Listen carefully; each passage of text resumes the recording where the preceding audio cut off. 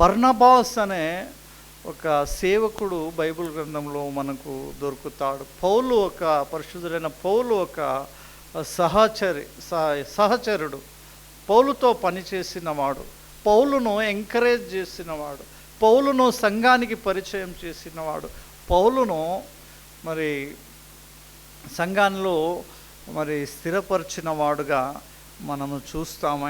ఆయన జీవితంలో నుంచి కూడా కొన్ని పాఠాలు మనం ఈ రోజున నేర్చుకుందాం. అపోస్తుల కార్యములు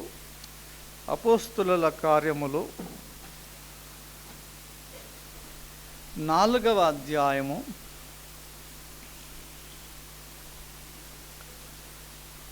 36వ వచనము. కుప్రలో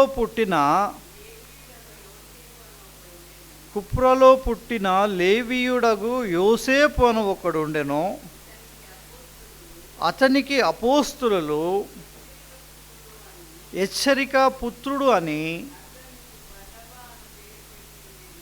అర్థమిచ్చు బర్నబాను పేరు పెట్టి ఉండిరి. తర్వాత చదువుతాం. ఏమండి, ఇతని పేరు యోసేపు అని తెలుగులో రాయబడి ఉంది, మరి ఇంగ్లీష్లో జోసెస్ అని రాయబడి ఉంది. మరి ఇతనికి తెలుగులో ఇతని పేరుకు ఏంటి ఎవరు పెట్టారు? అపోస్తులు ఇతనికి పేరు పెట్టారు. ఇతని పేరు యోసేపు, జోసెస్. కానీ అపోస్తులు ఇతనికి ఏం పేరు పెట్టారంటే బర్నబాస్ అనే పేరు పెట్టారు. ఆ బర్నబాస్ అనే పేరుకు ఏంటి అర్థమో? ఈ తెలుగులో హెచ్చరిక అని ఉన్నది, కానీ ఇంగ్లీష్లో చక్కగా ఉంటుంది ఆ పేరుకి, సన్ ఆఫ్ ఎంకరేజ్మెంట్. ఏంటండి చెప్పండి అందరూ? సన్ ఆఫ్ ఎంకరేజ్మెంట్ అంటే తెలుగులో ప్రోత్సాహపరిచేవాడు. ఏమండి, ప్రోత్సాహపరిచేవాడు. సంఘాన్ని పౌలు రాస్తూ ఉంటాడు అక్కడక్కడ, బలహీనులైన వారికి ఊతనీయుడి, వారిని బలపరచుడి, వారిని ప్రోత్సాహపరచుడి అనే చాలా విషయాలు మనకు వాక్యములో దొరుకుతూ ఉంటాయి. ఇతని పేరుకు అర్థం ఎంకరేజ్మెంట్, ప్రోత్సాహపరిచే పుత్రుడు ఇతడికి పేరుకు తగినట్టుగా ఇతడు జీవించినట్టుగా మనము చూస్తూ ఉంటాం. ఏమండి, చాలామంది మంచి పేర్లు పెట్టుకుంటారు, కానీ ఆ పేరుకు తగినట్టుగా చాలామంది జీవించరు. ఏమండి, సుహాసిని అనే పేరు పెట్టుకుంటారు, కానీ ఎప్పుడు నోటి నిండా ఏముంటాయి? దుర్వాసనలే ఉంటాయి, చెడు మాటలే ఉంటాయి, దుర్భాషలే ఉంటూ ఉంటాయి. ఏమండి, పేరుకు సమాధానం అని కొందరు పేరు పెట్టుకుంటారు, కానీ వారి జీవితంలో సమాధానమే ఉండదు. ఆ రకంగా పేరుకు తగినట్టుగా చాలామంది జీవించరు, కానీ బైబిల్ గ్రంథంలో కొంతమంది వారికి పేరుకు తగినట్టుగా జీవించిన వారు చాలామంది మనకు కనపడతారు. ఈ బర్నబాసు ఎలా హెచ్చరిక పుత్రుడు, ఎంకరేజ్మెంట్, ప్రోత్సాహపరిచే పుత్రుడు ఎలా ఉన్నాడో 2 విషయాలు మనం చూద్దాం. అపోస్తుల కార్యము 9వ అధ్యాయము 26వ వచనము, 26-27 వచనాలు చూడండి. అతడు యెరూషలేములోనికి వచ్చి శిష్యులతో కలిసి కొనుటకు యత్నము చేసెను, కానీ అతడు శిష్యుడని నమ్మక అందరూ అతనికి భయపడిరి. ఎవరితనో? ఎవరు? సౌలు. ఏమండి, సౌలు జీవితాన్ని మనం చూసాం కదా. అతడు ఎలాంటి వాడు? ఒక ఉగ్రవాది లాంటివాడు, క్రీస్తును ద్వేషించేవాడు, సంఘాన్ని ద్వేషించేవాడు. ఎవరైతే క్రీస్తుని సువార్త ప్రకటిస్తున్నారో, ఎక్కడైతే క్రీస్తును ఆరాధిస్తున్నారో వారందరినీ పట్టుకొని జైల్లో వేసేవాడు, హింసించేవాడు. మరి స్త్రీలను, పురుషులను, పిల్లలని ఏ భేదము లేకుండా హింసించినవాడు గతములో. కానీ ఎప్పుడైతే క్రీస్తుని తెలుసుకున్నాడో, క్రీస్తుని కలుసుకున్నాడో, అతడు తన జీవితాన్ని మార్చుకున్నాడు, మారు మనసు పొందాడు, బాప్తీసము పొందాడు, ఇక జీవితం క్రీస్తుకు సమర్పించుకున్నాడు. అయితే మరి అతడు సంఘములో అపోస్తుల దగ్గరికి వచ్చినప్పుడు వీరందరూ కూడా ఏమవుతున్నారు? భయపడుతూ ఉన్నారు. ఇతడు గతములో క్రైస్తవులను హింసించిన వాడు, ద్వేషించిన వాడు. ఇతడు సంఘములో వస్తూ ఉన్నాడంటే ఏదో ఒక చెడు ఉద్దేశంతో వస్తూ ఉండవచ్చు.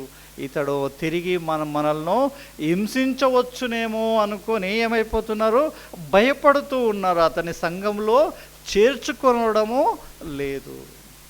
అయితే బర్నబా ఏం చేశాడు, అతన్ని దగ్గరికి తీసుకున్నాడంట. చదవండి. అయితే బర్నబా అతనిని దగ్గరికి తీసి అపోస్తుల యొద్దకు తోడుకొని వచ్చి, అతడు త్రోవలో ప్రభువుని చూచెననియు ప్రభువు అతనితో మాట్లాడిననియు అతడు దమస్కులో యేసునామమును బట్టి ధైర్యముగా బోధించిననియు వారికి వివరముగా తెలియపరచను. ఏమండి, వారు భయపడి చేర్చుకొనకపోగా ఇతడేం చేస్తున్నాడు, అతన్ని తీసుకొని వచ్చి అతడు ప్రభువుని చూచాడు, అతడు ప్రభువుతో మాట్లాడాడు, సత్యాన్ని తెలుసుకున్నాడు. ఆ సత్యాన్ని ఏం చేస్తున్నాడు, తెలుసుకోవడమే కాక అతడు దమస్కులో ధైర్యముగా బోధిస్తూ ఉన్నాడు.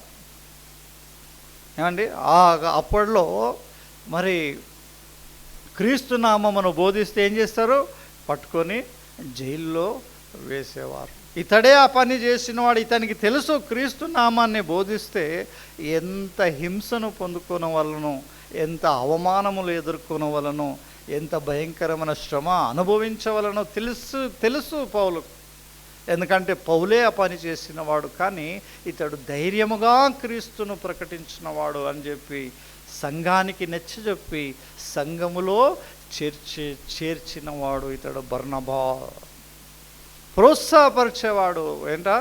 పౌలును ఒక రకంగా ప్రోత్సాహపరిచినవాడు, సంఘాన్ని ప్రోత్సాహపరిచినవాడు. మరొక విషయం కూడా చూద్దాం. 15వ అధ్యాయం అపోస్తుల కార్యములు 36 నుంచి చూద్దాం. కొన్ని దినములైన తర్వాత ఏ పట్టణములలో ప్రభువు వాక్యము ప్రచురపరిచితిమో ఆయా ప్రతి పట్టణములో ఉన్న సహోదరుల యొద్దకు తిరిగి వెళ్ళి వారు ఎలాగున్నారో మనము చూతుమని పౌలు బర్నబాతో అనేను. బర్నబా పౌలు ఏం చేశారో తర్వాత బర్నబా పౌలు ఇద్దరు కలిసి గొప్పగా సేవ చేస్తున్నారు.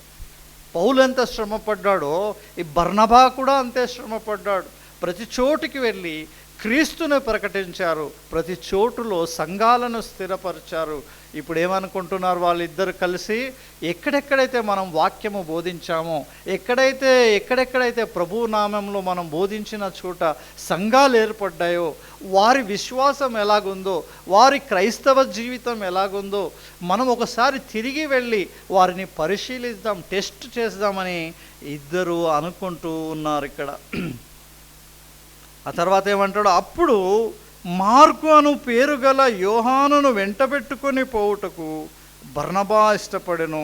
అయితే పౌలు పంపులియలో పని కొరకు తమతో కూడా రాక తమ్మును విడిచిన వానిని వెంటబెట్టుకొని పోవుట యుక్తము కాదని తలచెను. ఏమండి, ఇక్కడ మార్క్ అనే మరొకడు కనపడుతున్నాడు వారిద్దరి మధ్యలో. ఈ మార్క్ ఎలాంటి వాడంటే నిలకడ లేనివాడు. ఎలాంటి వాడు ఇతడు?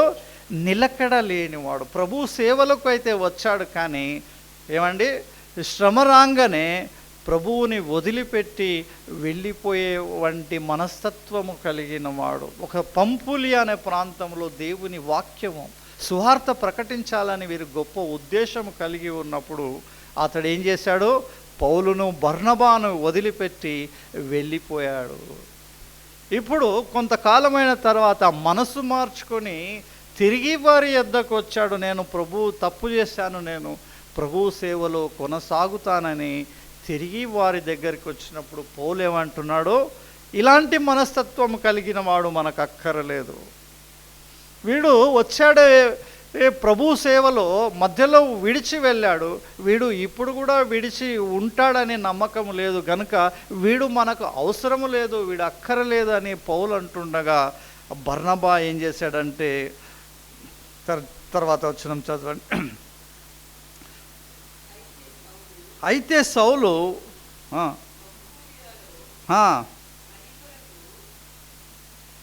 తర్వాత వచ్చిన చదవండి. వారిలో తీవ్రమైన వాదము కలిగినందున వారు ఒకరిని ఒకడు విడిచి వేరైపోయి బర్నబా మార్కును వెంటబెట్టుకుని ఓడ ఎక్కి కుప్రాకు వెళ్ళెను. పౌలు శిలను ఏర్పరచుకొని సహోదరుల చేత ప్రభువు కృపకు అప్పగింపబడిన వాడై బయలుదేరి సంఘములను స్థిరపరచుచు సిరియా కిలికియా దేశముల ద్వారా సంచారము చేయుచుండెను. ఇక్కడ ఏం జరిగింది అంటే ఈ పౌలు బర్నబాకు వీని విషయంలో వాదము పుట్టగా బర్నబా ఏం చేశాడంటే వీడు బలహీనుడు అండి, వీడు బలహీనుడు, తప్పిపోయినవాడు, కానీ మనసు మార్చుకొని తిరిగి వచ్చాడు గనుక వీనికి అవకాశం ఇవ్వడం యుక్తమని తలచి తనగా ఏంటంటే ప్రాణ స్నేహితుడు అనుకోండి. బర్నబా పౌలు ఎలాంటి వారు ప్రాణ స్నేహితులుగా ఉన్నారు. వాళ్ళు ఒకరికొకరు ప్రోత్సాహపరుచుకొని ఇద్దరు దేవుని సేవలో కొనసాగించేవారు. కానీ ఈ ఎవరిని ఈ మార్కును ప్రోత్సాహపరచడానికి ప్రభువులో స్థిరపరచడానికి కొంతకాలం ఆ స్నేహితుని విడిచిపెట్టాడు. ఎందుకంటే ఈ బర్నబాకు తెలుసు పౌలు అంటే ఎలాంటి వాడు, ప్రభువులో సిద్ధ మనసు కలిగిన వాడు, స్థిరపడ్డవాడు. ఇతడు ఇతన్ని విడిచిపెట్టిన ఇతడు ప్రభువులో గట్టిగా నిలబడగలవాడు అని పౌలును విడిచిపెట్టాడు. కానీ ఈ బలహీనుడైన మార్కును వెంటబెట్టుకొని ప్రభువులో సిద్ధపరచాలి, ప్రభువులో స్థిరపరచాలి, ప్రభువులో ప్రోత్సాహపరచాలి, ప్రభువు సేవ కొరకు ఇతన్ని ప్రోత్సాహపరచాలనే ఉద్దేశంతో పౌలును విడిచిపెట్టి మార్కును వెంటబెట్టుకొని మరి సేవకు వెళ్ళిన గొప్ప వ్యక్తి ఇతడు. బలహీనులను మరి ప్రోత్సాహపరిచేవాడుగా ఈ బర్నబా జీవితం ఎంత అద్భుతంగా కనపడుతూ ఉందో కదండి. మరి అందుకే ఇతని పేరుకు తగినట్టుగా ఇతనికి ప్రోత్సాహపరిచే సన్ ఆఫ్ ఎంకరేజ్మెంట్ అన్నట్టుగా ప్రోత్సాహపరిచేవాడుగా ఇతని పేరుకు తగ్గట్టుగా ఇతడు జీవించినట్టుగా మనం చూస్తూ ఉన్నాం. ఆ తర్వాత మళ్ళీ రండి 4వ అధ్యాయం అపోస్తలుల కార్యము 37వ వచనం చదువుతాం. ఇప్పుడు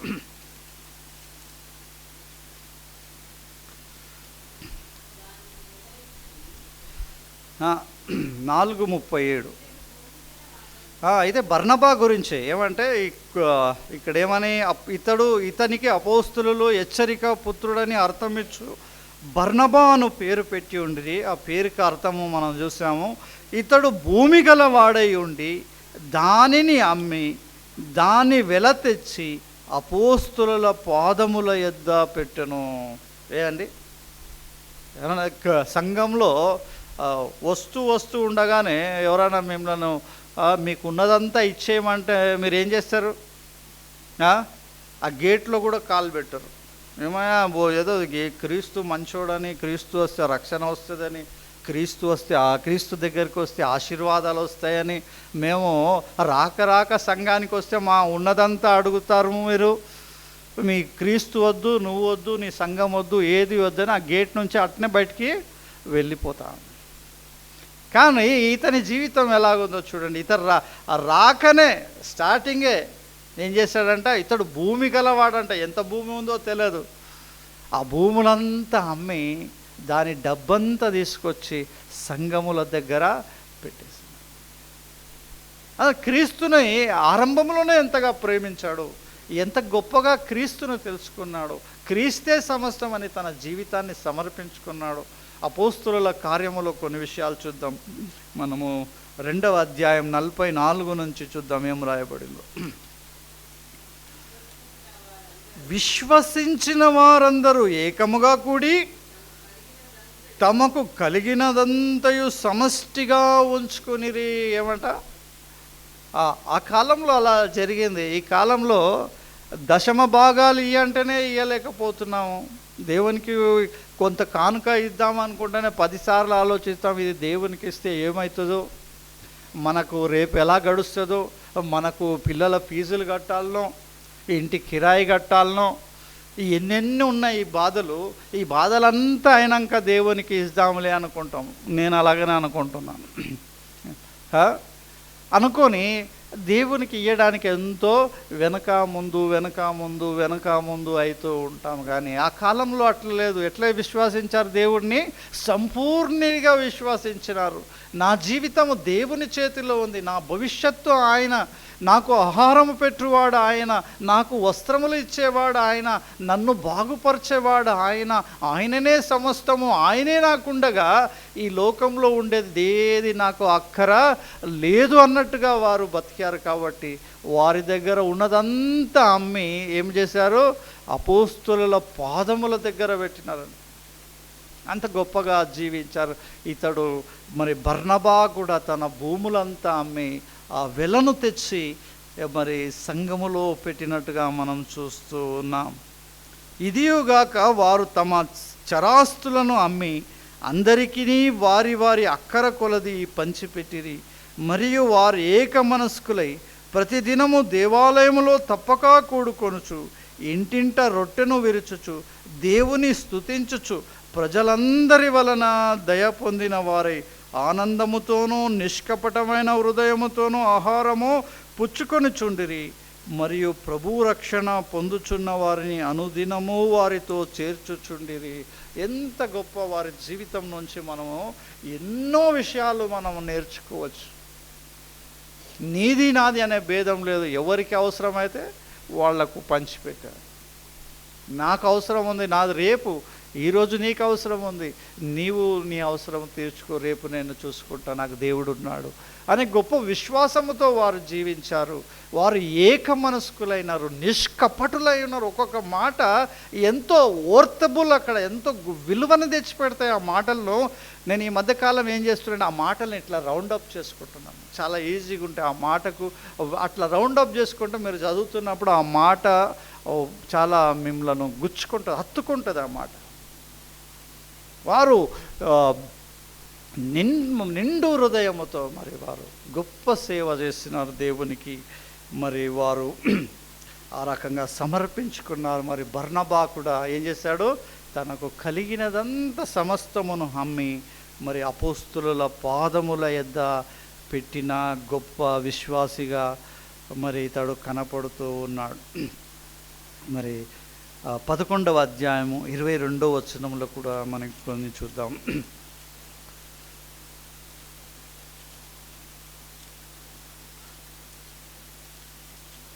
ఇది అపోస్తుల కార్యము 11వ అధ్యాయము 22వ వచనం నుంచి మనం చూద్దాం. వారిని గూర్చిన సమాచారము యెరూషలేములో ఉన్న సంఘపు వారు విని బర్నబాను అంతికొయ వరకు పంపిరి. అతడు వచ్చి దేవుని కృపను చూచి సంతోషించి ప్రభువును స్థిర హృదయముతో హత్తుకొనవలనని అందరినీ హెచ్చరించిన. ఎంత గొప్ప మాట చూడండి. మళ్ళీ రౌండప్ చేసుకోండి. స్థిర హృదయముతో హత్తుకొనవలను. ఏమంట? ప్రభువుని ఏం చేయాలంట? స్థిర హృదయం ఉండాలి మనకు. ఏమండి? మన హృదయాన్ని సిద్ధపరచుకోవాలి. మరి సహోదరుడు నిరంజన్ గారు చెప్తూనే ఉంటారు, మరి ఆదివారం వస్తుందంటే శనివారం నుంచే నీ హృదయంలో సిద్ధపరచుకోవాలి. రేపు దేవుని సన్నిధి ఉంది, జీవము గల దేవుని దర్శించుటకు నేను వెళుతున్నాను. నా ప్రాణము నా శరీరము ఆనందముతో కేకలు వేస్తూ ఎప్పుడు ఉదయిస్తుందా, ఎప్పుడు తెల్లారుతుందా, ఎప్పుడు నా దేవుని సన్నిధికి వెళుతానా నేననే ఒక హృదయములో నీవు స్థిరపరచుకుంటే నీవు దేవుని సన్నిధికి ఎప్పుడు వస్తావు? 8 గంటలు ఉంటే 8 కంటే ముందు వస్తావు, కనీసం 8 గంటలన్నా వస్తావు. నీ హృదయంలో స్థిర హృదయము లేదు, నీకు దేవుని సన్నిధి అంటే భయము లేదు. నీవింకా దేవునిలో ఉండే ప్రేమ, సంతోషము, ఆనందాన్ని రుచి చూడలేదు. కాబట్టి నీవు దేవుని సన్నిధికి సమయానికి రావు. చాలామంది మేము వచ్చేదే ఎక్కువ అంటే మళ్ళీ ఇంకా సమయానికి కూడా రావాలన్నా. చాలామంది జీవితాలు ఎలా ఉన్నాయంటే ఎందుకు వస్తున్నాం కూడా తెలియదు, దేవుని సన్నిధికి ఎందుకు వస్తున్నామో తెలియదు వాళ్ళకు.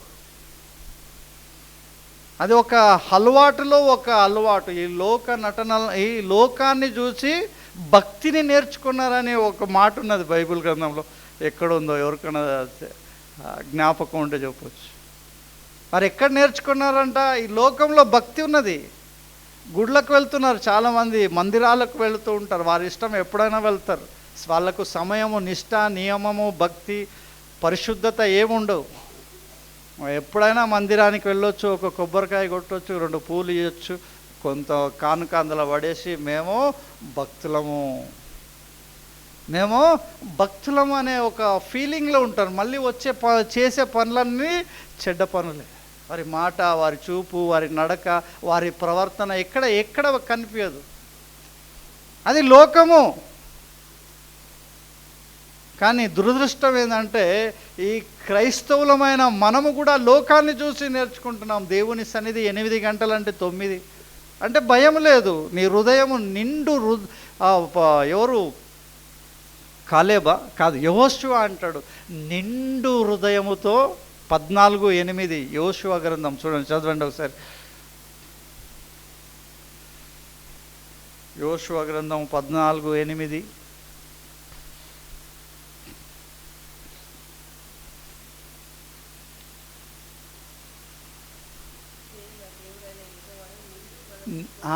నేను ఎంత గొప్ప మాట ఆడ పలుకుతున్నాడు చూడండి. నేను నా దేవుడైన యెహోవాను నిండు మనసుతో అనుసరించి తిని. ఎటువంటి మనసు? నిండు మనసు. ఫిక్స్ అంతే. దేవుని సన్నిధికి 8 అంటే 8కి ఉండాలి. ఆదివారం ఎవరు మా ఇంట్లో చనిపోయినా పర్వాలేదు, నేను దేవుని సన్నిధిలో ఉంటానని ఫిక్స్ చేసేసుకోవాలి అంతే. మరి అటువంటి సాక్ష్యాలు మన దగ్గర ఉన్నాయి. ఈ సంఘ కాపరి చెప్పేవాడు, నా కుమారుడు, నాకు కొన్ని మాటలు బాగా అవి నా మైండ్లో రికార్డ్ అయి ఉన్నాయి. ఆయన చెప్పేవాడు, నా కుమారుడు చనిపోయినా పర్వాలేదు, నేను ఆ శవాన్ని ఆడనే వదిలిపెట్టి వస్తాను, ఆరాధించి పోయి తర్వాత కార్యక్రమం చేస్తానన్నాడు అతడు. మరి సహోదరుడు ఇక్కడ కృష్ణ గారు ఉన్నారు, ఇక్కడ తన తల్లి చనిపోతే వదిలిపెట్టి వచ్చేస్తున్నాడు, సంఘం అయినాక కార్యక్రమం చూశాడు. అంటే దేవునికి బైబిల్లోనే కాదు, మన దగ్గరే ఉన్నాయి కొన్ని ఎగ్జాంపుల్స్. నిండు మనసుతో, నిండు హృదయముతో ఏం చేయాలంట? హత్తుకొనవాలంట. నీ దేవుడైన యెహోవాను ఏమంటే నీ పూర్ణ హృదయముతో, పూర్ణ మనసుతో, పూర్ణ వివేకముతో, పూర్ణ బలముతో ఏం చేయాలంట? ప్రేమింపవలెను అండి. మరి చక్కని కీర్తన మనం చదివినాం. 10వ వచనంలో ఏమన్నది? నీ సన్నిధిలో ఒక్క దినము గడుపుట. ఏమండి? నీ సన్నిధిలో ఒక్క దినము గడుపుట ఎన్ని దినములకు ఈక్వల్ అంట?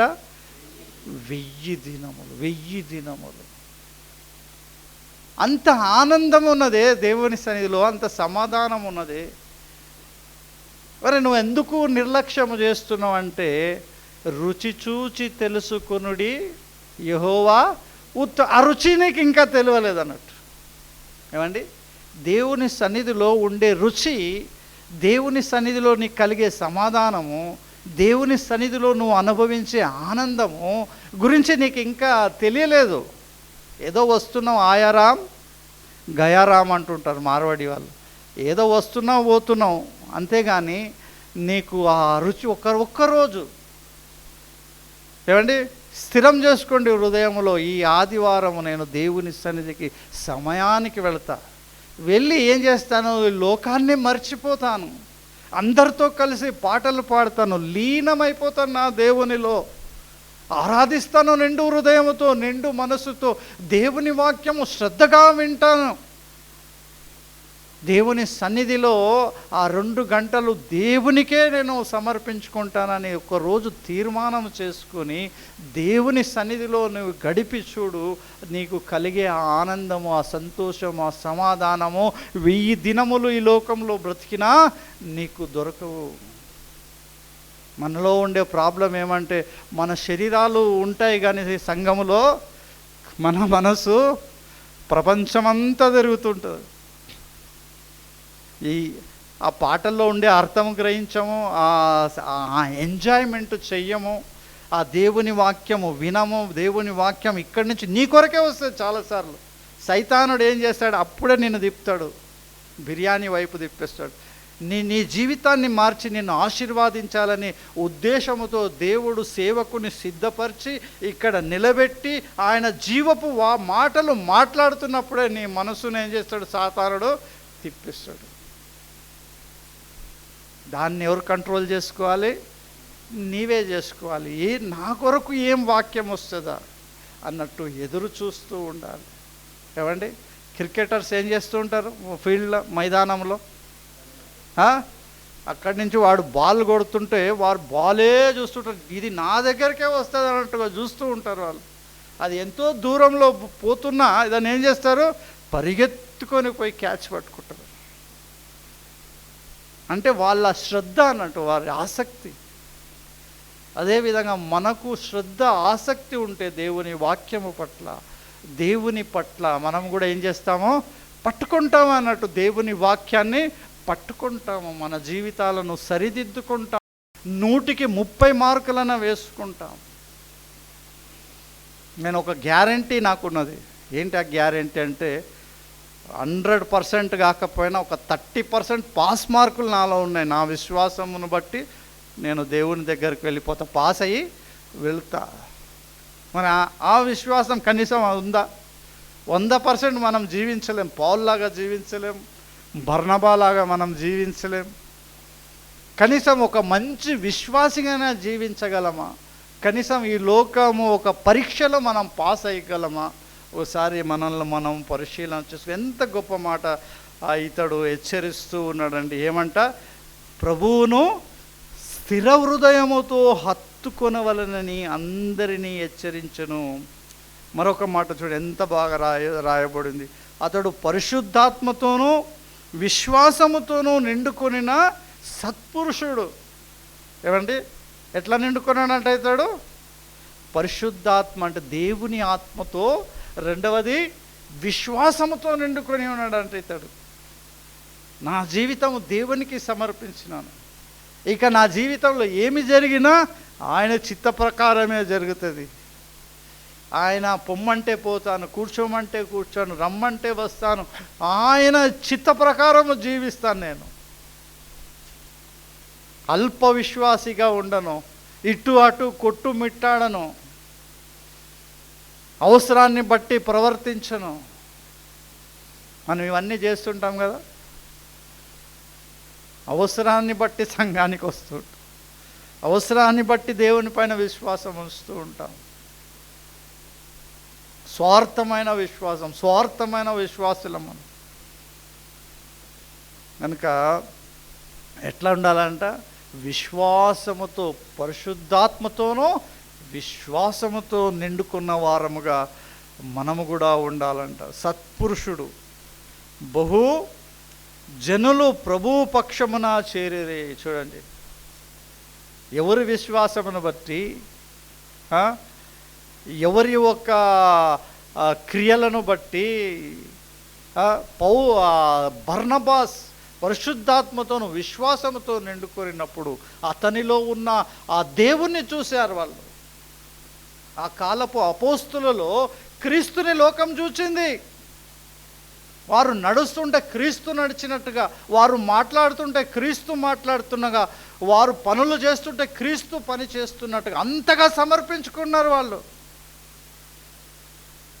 అని మనమేమో సంఘంలో దూతల్లాగా ఉంటాము, బయట మాత్రము వేరులాగా ఉంటాం. మనల్ని చూసి ఎవరూ మారరు, ఎవరికీ నమ్మకం లేదు, ఎవరు కూడా కదిలింపబడతలేరు. ఏం కారణం అంటే మనలో ఒక విశ్వాసమే లేదు. క్రీస్తు కొరకు మనము జీవించడం లేదు. మన జీవితాన్ని ఏంటంటే లిమిట్ చేసుకున్నాం. మనం ఆదివారం పోదాం, చర్చికి పోదాము, 2 గంటలు కూర్చుందాం, ఇంత కానుక ఇచ్చేద్దాం, తర్వాత వచ్చేద్దాము, తర్వాత మన ఇష్టం వచ్చినట్టుగా మనం బ్రతుకుదాం చాలు అన్నట్టుగా ఉన్నాం. కానీ క్రీస్తు కొరకు మనము బ్రతకడము లేదు. ఎప్పుడైతే క్రీస్తు కొరకు మనం బ్రతుకుతామో, మనల్ని బట్టి మన ఇల్లు మారుతుంది, మనల్ని బట్టి, మన ఇంటిని బట్టి మన ఇరుగు పొరుగు వారు మారుతారు, వారిని బట్టి సమాజం మారుతుంది, వారిని బట్టి దేశమే మారే అవకాశం ఉంది. చరిత్రలో ఎందరో ఒక కథలు ఉన్నాయి, ఎన్నో హిస్టరీలు ఉన్నాయి. అట్లాంటి వారు ఒక్కరిని బట్టి మొత్తం దేశమే మారిన ఒక దాఖలాలు ఉన్నాయి. ఎడారిలో సెలయేరు అనే ఒక పుస్తకం నుంచి నేను చాలాసార్లు బోధించాను. ఒక్కడు మారాడు, ఒక నరహంతకుడు, ఒకడు దొంగల ముఠాకు నాయకత్వం వహించిన వాడు.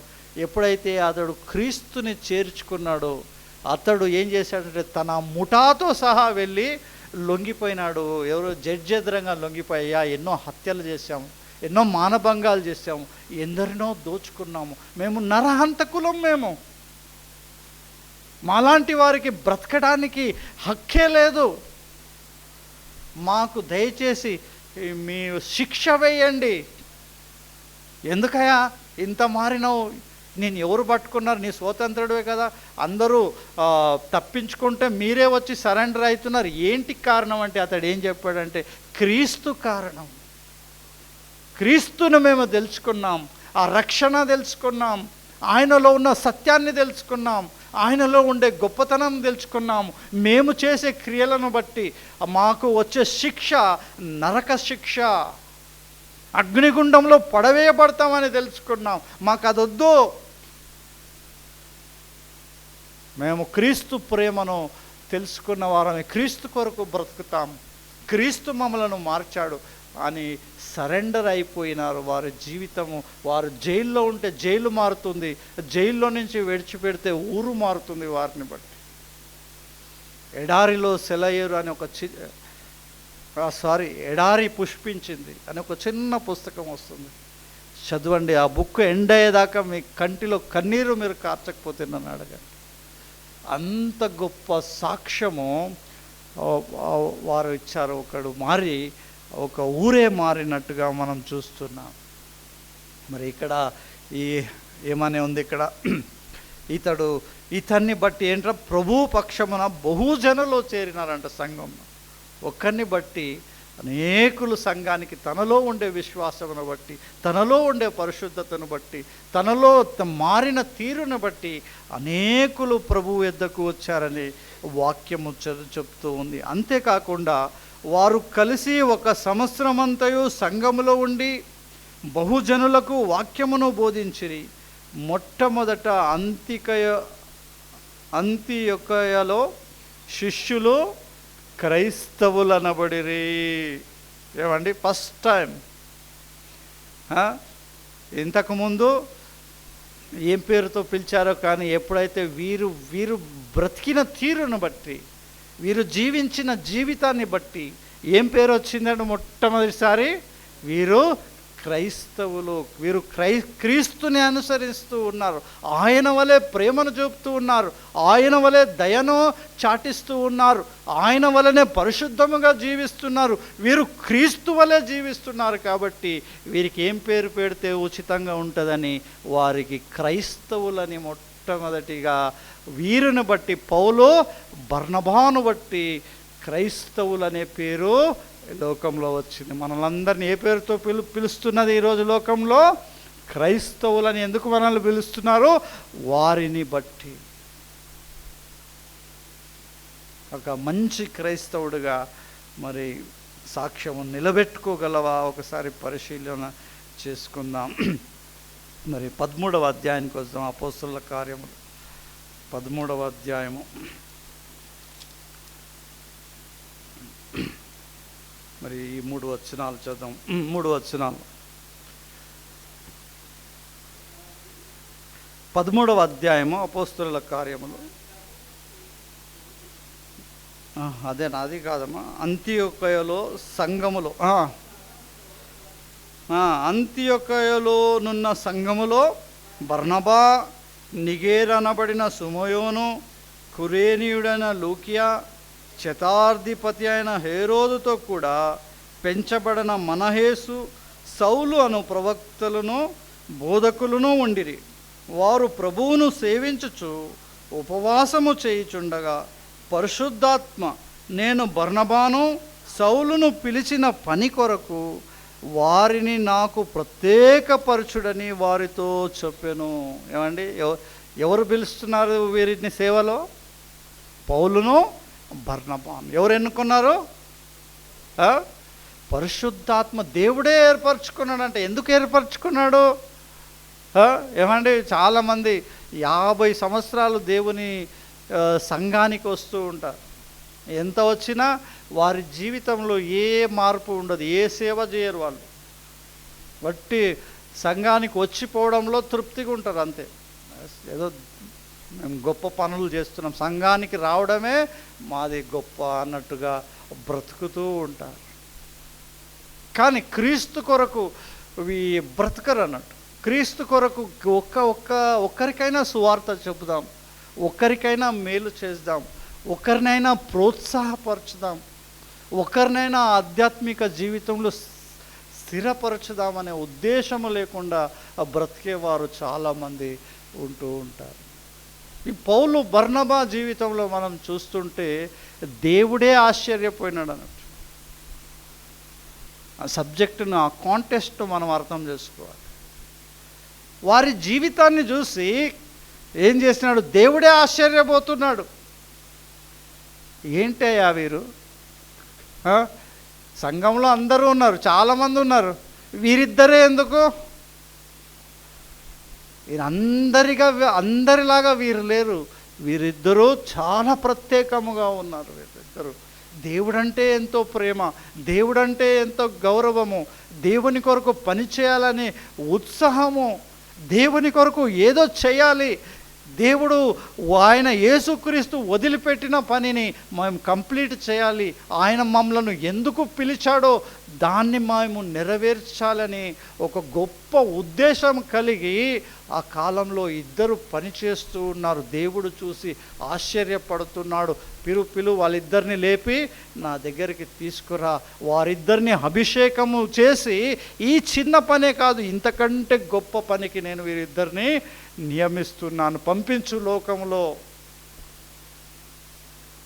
ప్రపంచమంతా దిప్పు, వీళ్ళని ప్రపంచమంతా తిరిగి వీళ్ళు నా సేవ చేయాలి, గొప్ప పని వీళ్లకు అప్పజెప్తున్నానని పరిశుద్ధాత్మ దేవుడు వారిని ప్రత్యేకపరచుకొని వారిని అభిషేకించమని హెచ్చరించినట్టుగా మనం చూస్తుంటాం. బర్నబా కూడా ఉంటూ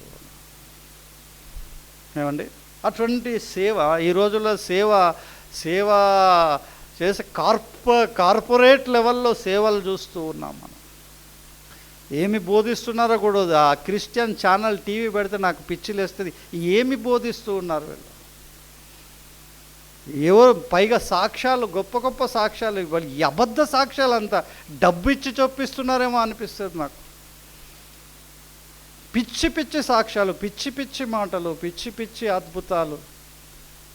ఒక ఆయన నూనె రాసుకుంటే స్వస్థత కలుగుతాడంటాడు, ఒక ఆయన అంజూరపు పండు తింటే గర్భవతులు అవుతారంటాడు, ఒక ఆయన అరటి పండు తింటే ఇంకేదో కలుగుతుంది అంటున్నారు. ఇటువంటి పిచ్చి పిచ్చివన్నీ కూడా సంఘంలో వచ్చేస్తున్నాయి. టీవీలలో అవే తలకాయ నొప్పి క్రిస్టియన్ ఛానల్స్ పెడితే పిచ్చి లేసిపోతుంది. ఏమి వాక్యము బోధిస్తున్నారో తెలియదు, కానీ జనాలు మాత్రము గుంపులుగా సత్యాన్ని ఎక్కడైతే ఇట్లా బల్లగుద్ది ఇట్లా ఖచ్చితంగా చెప్తామో ఆడ మంది ఉండరు. ఎందుకంటే గుచ్చబడిన మాటలు చెప్తాం. ఇక్కడి నుంచి బాధ అనిపిస్తుంది, సమయానికి రండమ్మా, మీ నిండు హృదయం మీకు లేదు, అందుకే రావడం లేదంటే వచ్చే వారం మానేసే వాళ్ళు కూడా ఉంటారు. కానీ అక్కడ అలా చెప్పరు. అంజూరపు పండు తిను, నీకు స్వస్థత వస్తుంది, నీలో ఉండే క్యాన్సర్ మాయమైపోతుంది, నీవు దేవునికి కానుకలు బాగైతే అంటే పైసలు పోయినా పర్వాలేదు, వాళ్లకు అవి కావాలి. సత్యము చెప్తే నువ్వు మారు, నీ మనసు మార్చుకో, నీ జీవితం దేవునికి సమర్పించుకో, ఆయన మెచ్చేటట్టుగా జీవించు, ఆయన నీ కొరకు ఉంచిన బహుమానాలు పొందుకో అని చెప్తే జనులు అక్కడ లేరు. కాబట్టి ప్రభువునందు ప్రియమైన దేవుని పిల్లలారా, అది ఒకసారి ఆలోచిద్దాం. మన ఏ సంఘానికి వెళ్తున్నాం, ఆ సంఘంలో దేవుని వాక్యం ఎంత ఖచ్చితంగా వస్తుందా లేదా, దేవుని వాక్య ప్రకారం ఉందా లేదా, లేకుంటే చెప్పండి. ఏదైనా మార్పు చేసుకోవాలంటే ఈ సంఘంలో ఇట్లా మాకు ఇందులో డౌట్ ఉంది, వాక్య ప్రకారంగా ఉంటే మాట్లాడండి, వాక్య ప్రకారంగా జవాబు తీసుకోండి, వాక్య ప్రకారంగా జీవించండి, మీ జీవితాలు సరిచేసుకోండి. సమయం ఎంత ఉంది? కొద్దిగా ఉంది, సమయము చాలా తక్కువ ఉంది మనకు. ఎప్పుడు క్రీస్తు వస్తాడో తెలియదు, ఎందుకంటే ప్రపంచం 3వ ప్రపంచ యుద్ధము దేనికి ఆరంభం అని చెప్పాడు యేసుక్రీస్తు? శ్రమలకు ఆరంభము. సంఘము శ్రమల కాలంలో భూమి మీద ఉండదు, ఆ శ్రమలకు ముందే ఎత్తబడుతుంది. భయంకరమైన పరిస్థితుల్లో ఈరోజు ప్రపంచం ఉంది. ఇరాన్ దేశము, ఇజ్రాయేల్ దేశం మళ్ళీ యుద్ధానికి సిద్ధమవుతున్నారు. ఎప్పుడు స్టార్ట్ అవుతుందో తెలియదు. చాలా భీకరమైన పోరు. ఇరాన్కు సపోర్టుగా రష్యా, చైనా, నార్త్ కొరియా, పెద్ద పెద్ద దేశాలు, అన్ని అణుబాంబులు కలిగిన దేశాలు సపోర్టుగా ఉన్నాయి. ఇజ్రాయెల్ దేశానికి కూడా కొన్ని సపోర్టుగా ఉన్నాయి. ఎంత భీకరమైన యుద్ధము, ప్రాణ నష్టము, ఆస్తి నష్టము జరగబోతుందో చూడండి. అణుబాంబులతో యుద్ధం అంట, అణుబాంబులతో. ఎంత భయంకరమో ఇంతకుముందు కూడా నేను ఇక్కడ నిలబడి చెప్పినట్టుగా ఉన్నాను. అణుబాంబు వేస్తే ఎంత భయంకరమైన నష్టము కలుగుతుందో. ప్రపంచంలో 100 బాంబులు వాడితే ఈ భూమిలో మొత్తం నాశనం అయిపోతారంట, పురుగు కూడా ఉండదు, అంత చచ్చిపోతారు. అట్లాంటి పరిస్థితుల్లో ఈరోజు ప్రపంచం 5500 సంథింగ్ చేంజ్ బాంబులను సిద్ధపరచుకొని ఉన్నాయి. 100 బాంబులు చాలు ఈ ప్రపంచం నాశడానికి. అన్ని బాంబులు పెట్టుకొని ఉన్నారు. ప్రపంచం ఒక అంతం అన్నట్టు, నాశనము జరగబోతూ ఉంది. మరి ఆ నాశనములో ఉండాలని ఇష్టపడుతున్నావా? ఇదే నీ రొటీన్ జీవితం. ఎంత చెప్పినా మారక, ఎంత దేవుని వాక్యం ఖచ్చితంగా వచ్చినా విని విడిచిపెట్టి అదే జీవితం జీవిస్తూ, క్రీస్తు వచ్చినప్పుడు నీవు సంపూర్ణంగా మారినప్పుడు రా అని ఆయన వెళ్ళిపోతే మరి ఎంత భయంకరమైన శ్రమలలో నీవు వెళ్ళవలసి ఉంటుందో ఒకసారి చూసుకుంటారా? పరిశీలన చేసుకుంటారా? నీ జీవితాలు వాక్యానుసారంగా మార్చుకుంటారా? ఒకసారి ఆలోచన చేసుకుందాం. ప్రియమైన దేవుని పిల్లలారా, ఎందుకు ఇంత ఖచ్చితంగా చెప్తామంటే మారాలని. మీరు మారాలి, మేము కూడా మారాలి, ఇక్కడ నుంచి చెప్పేవాళ్ళు మారాలి, మనము కూడా మారాలి. అందరము కలిసి ఎక్కడ ఉండాలి? ప్రభువు సన్నిధిలో ఉండాలి. ఇదే కుటుంబం, ఏ కుటుంబం అయితే ఈడుందో ఇదే సంపూర్ణమైన కుటుంబము అక్కడ కూడా ఉండాలి కదా. ఇదే తప్పన ఈ యొక్క సంఘ కాపరిది కూడా ఇదే తప్పన, మరి సంఘ పెద్దలది కూడా అదే తప్పన. కాబట్టి మరి మాకు మాట్లాడే అవకాశం ఉంది. మీలో కూడా కొందరికి ఉండొచ్చు, మీకు మాట్లాడే అవకాశం ఏం లేదు, మీరు చెప్పడం లేదు. కాబట్టి మాకు దేవుడు ఇక్కడ మాట్లాడే అవకాశం ఉన్నది కాబట్టి మేము చెప్తూ ఉంటాం. కనుక ఆ తర్వాత మనం చూసినట్టయితే లూకాసు వార్త 10వ అధ్యాయము, లూకాసు వార్త 10వ అధ్యాయము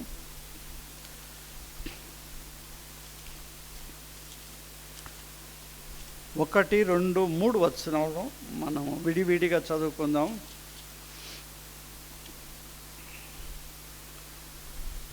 తీసినారా? లూకాసు వార్త 10వ అధ్యాయము 1, 2, 3 వచనాలు.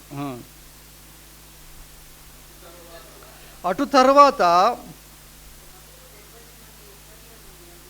తర్వాత ప్రభువు 70 మంది ఇతరులను నియమించి తాను వెళ్ళబోవు ప్రతి ఊరికిని ప్రతి చోటికిని తనకంటే ముందు ఇద్దరిద్దరినిగా పంపెను. పంపినప్పుడు ఆయన వారితో ఇట్లా, నేను ఏమంటా యేసు ప్రభు చెప్తున్నాడు, వారితో ఏం చెప్తున్నాడు? కోత విస్తారముగా ఉన్నది, కోత విస్తారముగా ఉన్నది కానీ పనివారు కొద్దిమందియే. ఏమండి, ఎంత భయంకరంగా ఈరోజు లోకం ఉంది. ఈరోజు యేసు ప్రభు వచ్చాడంటే ఎంతమంది ఎత్తబడతారు ఈ లోకంలో నుంచి? ఎంతమంది నశించిపోతారు? ఎంతమంది నిత్యాగ్నికి ఆహుతి అయిపోతారో ఒకసారి ఆలోచించండి. చాలామంది నశించేవారు చాలామంది ఉంది. కోత విస్తారంగా ఉంది. కానీ ఆ భారము లేకుండా ఈరోజు సంఘము బ్రతుకుతూ ఉంది. ఈరోజు సంఘాలు ఎలా తయారవుతున్నాయంటే ఆ ఉన్న క్రైస్తవులే చాలు, వారినే రెచ్చగొట్టి, వారినే ఉత్సాహపరిచి, వారి దగ్గరే డబ్బు దండుకొని వారి జీవితాలు మెరుగుపరుచుకుంటున్నారే కానీ ఎంతమంది నశించిపోతూ ఉన్నారనే తపన చాలా తక్కువ అయిపోయింది. ప్రభు నందు ప్రియమైన దేవుని పిల్లలారా, కోత విస్తారము, పనివారు కొద్దిమంది. ఒక ఆయన మంచి ఇది చెప్పాడు, ఈచ్ వన్ క్యాచ్ వన్ అంట. ఒక్క విశ్వాసి ఒక్క ఆత్మనైనా పట్టుకోగలిగితే ఎంతోమందిని మనము రక్షించగలుగుతాము. అగ్నిలో నుంచి లాగినట్టు ఏం లాగాలంట మనము? ఒక నశించిపోవు ఆత్మను లాగాలంట. యేసు ప్రభు వేదన కూడా అది ఎంత 2000 సంవత్సరాల కింద కూడా యేసు ప్రభు వారి వేదనకు, హృదయ వేదన కూడా అదే. ఆయన గుండె చప్పుడు ఏమంటే నశించిపోయి ఆత్మల కొరకు ఆయన తపన పడుతున్నాడు. కోత విస్తారంగా ఉంది, నశించిపోయేవారు విస్తారంగా ఉన్నారు, కానీ వారిని దేవుని రాజ్యానికి సంపాదించేవారు కొద్దిమందే ఉన్నారు అని ఆయన యేసు ప్రభు వారు బాధపడినట్టుగా మనం చూస్తూ ఉన్నాం. కాబట్టి కోత యజమానిని తన కోతకు పనివారిని పంపుమని వేడుకొనుడి. కనీసం మీరు చేయకపోతే చేసేవారి కొరకు ప్రార్థన అయినా చేయండి. అయ్యా, ఎన్ని ఆత్మలు రక్షించిపోతుంది. మా సంఘముల నుంచి, మా ఇంటిలో నుంచి ఈ సేవకులను లేపండి. అనేక ఆత్మలు నశించిపోతుండగా వారికి సువార్త చెప్పేవారిని లేపండి, సువార్త చెప్పేవారిని భద్రపరచండి, వారికి మంచి ఆరోగ్యమును ఇవ్వండి, వారు అనేక ఆత్మలను సంపాదించే కృపనివ్వండి ప్రభువా అని కనీసం ప్రార్థన అయినా చేయండి. యేసు ప్రభు వారి మాట అదే. ఏమంటున్నాడో? పంపుమని వేడుకొనుడి. ప్రార్థన అయినా చేయండి మీ వల్ల కాకపోతే అన్నట్టుగా ఆయన మాట్లాడుతూ మరి ఒక మాట చెప్పాడు. చూడండి, మీరు వెళ్ళుడి, ఇదిగో తోడేళ్ల మధ్యకు గొర్రె పిల్లలను పంపినట్లు నేను మిమ్మును పంపుచున్నాను. ఏమండి, ఎక్కడ పంపిస్తున్నానంట? తోడేళ్ల మధ్యకు. ఎవరిని పంపిస్తున్నానంట? గొర్రె పిల్లలను పంపినట్ల మిమ్ములను పంపుతున్నాను. తోడేళ్ళు ఏం చేస్తాయి? గొర్రె పిల్లను ముద్దాడతాయా? అరే మాలో ఒకడిగా ఉండు అంటాయా? ఏం చేస్తాయి? గొర్రె పిల్ల వస్తే ఏమంట, మంచి భోజనం వచ్చింది, అలా బిర్యానీ వచ్చింది అన్నట్టుగా ఏం చేస్తాయి? వాటి మీద పడి వాటిని చీల్చి చంపేస్తాయి అన్నట్టు. యేసు ప్రభు మోసంలో పెట్టలేదు. యేసు ప్రభులో ఉన్న గొప్పతనం ఏంటంటే ఆయన ఉన్నది ఉన్నట్టుగా చెప్పాడు. మిమ్మల్ని ఆశీర్వాదిస్తాను, మీ లోకంలో అన్నీ ఇచ్చేస్తాను, నన్ను వెంబడించమని ఆయన ఎప్పుడు చెప్పలేదు. నా నిమిత్తము జనులు మిమ్మల్ని హింసించి, నిందించి, చెడ్డ మాటలు పలుకుతారు, మిమ్మల్ని చంపుతారు, మిమ్మల్ని చంపే ప్రతివాడు దేవుని సేవ చేస్తున్నాడు అనుకుంటారు, మిమ్మల్ని తోడేళ్ల మధ్యకు పంపుతున్నానని డైరెక్ట్గా చెప్పాడు. ఎవడికి ధైర్యం ఉందో, ఎవడు చేయగలుగుతాడు వాడు మాత్రమే రండి అన్నాడు ఆయన. అందరూ రండి అని ఆయన చెప్పలేదు. ఏం చేస్తాడు అని తోడేళ్ల మధ్యకు పంపుతున్నానని చెప్పి వారిని యేసు ప్రభు వారు పంపినట్టుగా మనము చూస్తూ ఉన్నాం. ఎందుకు ఈ మాట చెప్పారంటే బర్నబాస్ గురించి మరి బైబిల్లో రాయలేని ఒక విషయం చెప్పాలి. మరి ఈ బర్నబా ఎట్లా అంటే లోకంలో ఎట్లెళ్ళారు? పౌలు ఈ యొక్క బర్నబా గురించి ఈరోజు చదువుకుంటున్నాం. అపోస్తులు పేతురు, ఆంద్రయ, యాకోబు వీరందరూ కూడా ఈ తోడేళ్ల మధ్యలో సేవ చేసిన వారే, తన ప్రాణాలు అర్పించిన వారే. తర్వాత ఈ బర్నబా ఎలా అంటే ఈ రకంగానే తోడేళ్ల మధ్యకు వెళ్ళినట్టుగా ఈ లోకంలో వెళ్ళి యేసుక్రీస్తు ప్రభువారిని ప్రకటించుచుండగా సలామిస్ అంటే సైప్రస్ ఎక్కడుందంటే అది గ్రీసు, కుప్రా అంటున్నాం. మన బైబిల్లో కుప్రా అని రాయబడి ఉంటుంది అపోస్తుల కార్యములో. సైప్రస్ అనే దివి ఒక ఐలాండ్లో ఈయన ఎప్పుడైతే ఈ బర్నబాస్ అనే ఆయన యేసుక్రీస్తుని ప్రకటిస్తున్నాడో, సత్యాన్ని బోధిస్తూ ఉన్నాడో, అప్పుడు ఆయనను పట్టుకొని ఆయన బ్రతికి ఉండగానే ఆయనను కాల్చివేసినారట. ఏమండి, ఆయన బ్రతికి ఉండగానే ఆయనను కాల్చేసినారంట. కనుక ఎంత త్యాగమో, హతసాక్షి అయిపోయాడు. తన నమ్మిన దేవుని కొరకు తన ప్రాణాలు పోతాయని తెలుసు, తోడేళ్ల మధ్యకు వెళ్తున్నామని తెలుసు, అయినను ఆ తోడేళ్లను గొర్రెలుగా మార్చాలి. ఏమండి, ఈరోజు అవమానపరుస్తున్నారు. గొర్రెలు అంట మనం గొర్రెలమే. నువ్వు అలా అనేది ఏంది? గొర్రె స్వభావమే ఉంది. గొర్రెకు ఎంత మృదువైన స్వభావం ఉందో, ఎంత సాఫ్ట్ నేచర్ ఉందో, అంతే సాఫ్ట్ నేచర్గా ఉంటున్నాం. మీరు చెప్పేది కరెక్టే, కానీ మీరైతే తోడేళ్ళు, మేము గొర్రెల తోడేళ్ల మధ్యకు వెళ్ళినట్టుగా వెళ్ళిపోయారు. ఆ ఒక బర్నబాసును పట్టుకొని మరి కాల్చివేసినారంట. ప్రాణముతోనే ఆయనను కాల్చివేసినారు. క్రీస్తు కొరకు హతసాక్షిగా అతడు మరణించాడు. మరి పౌలుకి హతసాక్షిగా మరణించినాడు గనుక వారు అక్కడ జూన్ 4న మార్టైర్ హతసాక్షి దినంగా ప్రకటించుకొని మరి ఆ ఒక సలామిస్ సైప్రస్లో మరి జూన్ 4th నాడున సెలబ్రేట్ చేసుకుంటారంట.